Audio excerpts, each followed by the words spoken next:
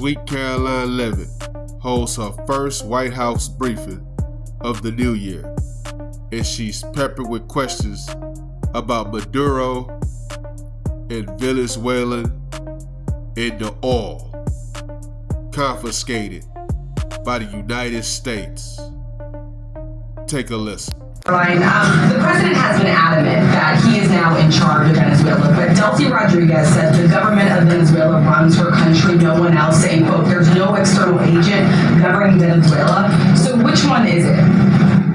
Let me just be very clear. This is the first time that I've addressed Venezuela from the podium since being back and since the historic and incredibly successful military operation, law enforcement operation conducted by our United States military that you all saw and the world witnessed last week. The skill, the might of the United States military and our country under the leadership of this president is on full display to the rest of the world. And let's just set the record straight. There isn't another military in the world who could have pulled off this operation. There is not another president in the world or in our nation's history who had the courage to authorize such a mission. And I think the world has taken notice that America is truly back. With respect to Venezuela, the Trump administration, led by Secretary Rubio, the vice president, and the president's entire national security team is in close correspondence with the interim authorities in Venezuela. We obviously have maximum leverage over the interim authorities in Venezuela right now, and the president has made it very clear that this is a country within the United States, the Western Hemisphere, close by the United States, that is no longer going to be sending illegal drugs to the United States of America. It's no longer going to be sending and trafficking illegal people and criminal cartels to kill American citizens as they have in the past. And the president is fully deploying his peace through strength foreign policy agenda. So we're continuing to be in close coordination with the interim authorities, and their decisions are going to continue to be dictated by the United States of America. Just one follow-up when you talk about that leverage there. Has the Venezuelan government fully committed to turning over its oil to the United States indefinitely, and what happens if they do not? Well, as you saw, the president announced last night, this was a deal. This was a deal made by the president and his team with the Venezuelan interim authorities. This will benefit both the American people and the Venezuelan people. And Secretary Wright and the Department of Energy are working with the interim authorities and also with the private oil industry to execute on this historic energy deal. That's not only good for the United States, but it's also going to revive the prosperity, the safety, the security of both the United States and Venezuela as well. And following up on the oil part of this, the 30 to 50 million barrels of oil, how exactly is that going to work? Getting it out of Venezuela into the United States? Yes, that's exactly right. So as you know, Ed, as the president announced last night, this was the sanctioned oil that was basically just sitting in barrels, sitting on ships because of the effective quarantine of the United States of America. And the interim authorities have agreed to release that oil to the United States, so it will be arriving here at home very soon. The United States government has already begun marketing Venezuelan crude oil in the global marketplace for the benefit of the United States, engage the world's leading commodity marketers, key banks to execute and provide financial support for these crude oil and crude product sales. All proceeds from the sale of Venezuelan crude oil and products will first settle in U.S.-controlled accounts at globally recognized banks to guarantee the legitimacy and integrity of the ultimate distribution of proceeds, and those funds will be dispersed for the benefit of the American people and the Venezuelan people at the discretion of the United States government. It sounds like it requires a lot of private sector engagement and agreement from the oil industry and the banking industry. Do you have that yet? There's a lot of private sector engagement that's happening right now. As you know, Secretary Wright, our energy secretary who's heading up this big project, is in Florida today meeting with some of these oil executives. And as we confirmed earlier, they will also be at the White House later this week. So they are absolutely eager to invest. They're eager about these opportunities. And Secretary Wright is a very knowledgeable guy when it comes to oil and energy, and he's the perfect man for the job. Another quarter of the world. Sure. Real quick on Go ahead. So just to follow up on the oil, 30 to 50 million barrels is an initial tranche, if you will, and then what happens after that? I won't get ahead of the plans that the president and his team are currently speaking with the interim authorities about. But rest assured, there is a long-term plan here. Secretary Rubio and the entire team are working diligently on it, and this is just sort of the first action that you all are seeing. Ed. Yeah, thanks, Caroline. So in order to get these oil companies to invest billions in Venezuela, how will the U.S. reassure that their workers will be safe in Venezuela? Could there be troops involved? At this point in time, as you know, there are no troops on the ground in Venezuela. The president, of course, reserves the right to use the United States military if necessary. It's not something he wants to do. Diplomacy is always the first option, as you saw. He tried that with Nicolas Maduro, but unfortunately, he was an illegitimate dictator and an unserious person. And so President Trump authorized this law enforcement operation, and now Nicolas Maduro is sitting in a prison cell in New York. So certainly the president is going to do what's in the best interests of the American people, and that includes workers from our energy and oil industry as well. With that meeting tomorrow, what is the message the president is going to give to the oil executives, and what does he want to hear? Well, the meeting is on Friday, and it's just a meeting to discuss, obviously, the immense opportunity that is before these oil companies right now. Stephen. Thank you, Caroline, and congratulations again. Thank you. The New Yorker had a story yesterday on the vice president, and it questioned his, quote, notable absence on Venezuela. And the sub-headline asked, was the vice president's exclusion from the operation in Venezuela an expression of his anti-interventionist ideology or political calculation? Would you be able to discuss the vice president's role in Venezuela policy? I did see that report in the New Yorker, and quite frankly, I laughed out loud because it's very clear it's a fake report that's trying to sow distrust and division amongst the president and his team. Let me just be very clear. The vice president has been involved in all policy. He is the right-hand man of the president on all policy matters, including Venezuela policy. He was, of course, read in and deeply involved in this operation from the very beginning, and he was present on the night of the operation via secure communication at a different location as to not damage the operational secrecy of this mission that was so incredibly important to ensure that this mission could be carried out successfully without endangering our troops. Kelly. Caroline, happy New Year to you. Thank you. I'd like to talk to you about a couple of things real quickly. The first question about the Venezuelan people.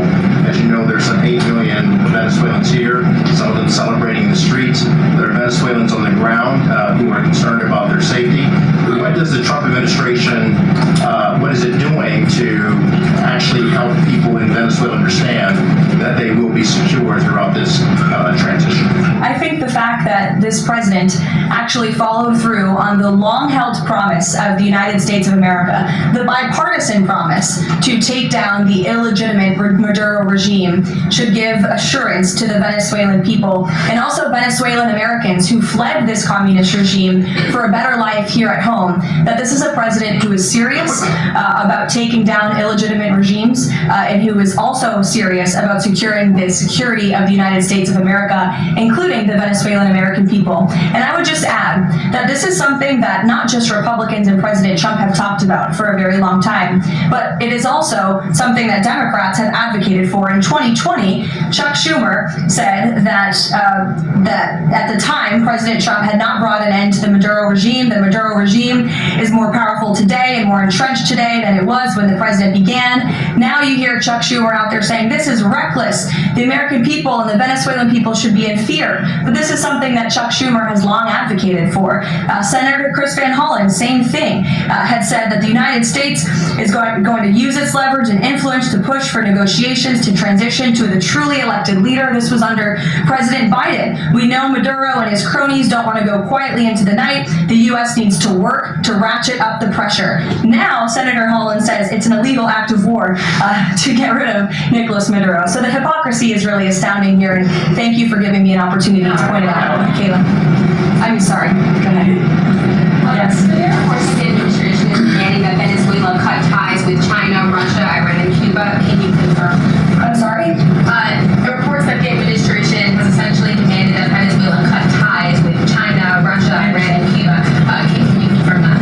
Well, those those alleged demands were made in a classified briefing by Secretary Rubio, and I know that there's a lot of leaks coming out of these classified briefings, so I'm not going to confirm or deny or get into what the Secretary has said in classified settings to members of Congress. But I think that the administration has made it quite clear to the interim authorities in Venezuela that this is the Western Hemisphere, and American dominance is going to continue under this president. Annie, thank you. There are some reports from Venezuela that the country's leaders are cracking down on the population, specifically suppressing public expression of support for Maduro's ouster.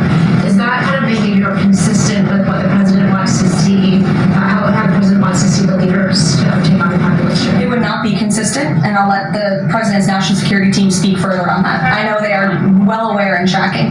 Kelly? Two questions. One, on the CS vessels, the Bella, the Sophia, can you tell us where they're headed, what happens to any existing cargo, and you reference personnel potentially facing prosecution? That's one thing I'd like to Yes. know. And On the Bella. Yes, okay. And on Annie's question, if I can also ask, does the administration believe that the interim regime should release all political dissidents and prisoners and return detained Americans? That's not a question that I've personally spoken about to the president with, so I will let him answer that question. I don't want to make new policy at this podium today with respect to Venezuela. Sasha, thank you and Happy New Year. Thanks. Two questions, one on Venezuela, one on Greenland. You've repeatedly at the podium called the current leadership of Venezuela interim leadership.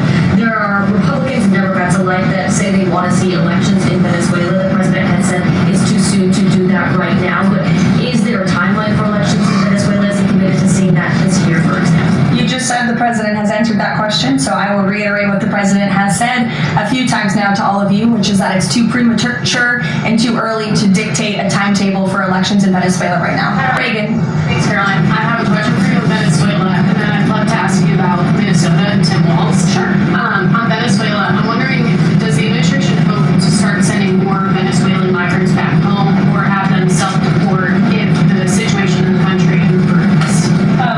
As far as I'm concerned, the policies of the Trump administration and the Department of Homeland Security have not changed. All those illegally present in the country are subject to deportation.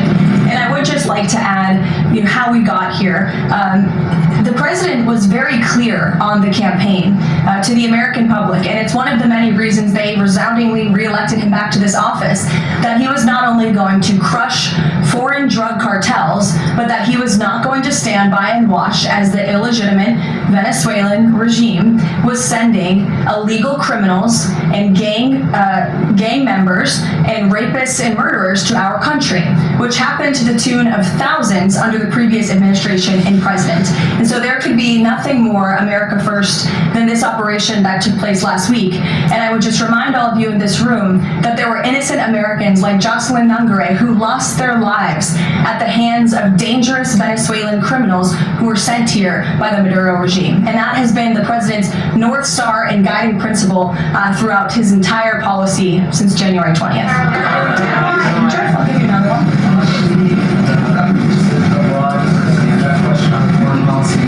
Are you concerned about increasing tensions with Russia because of the tanker seizures?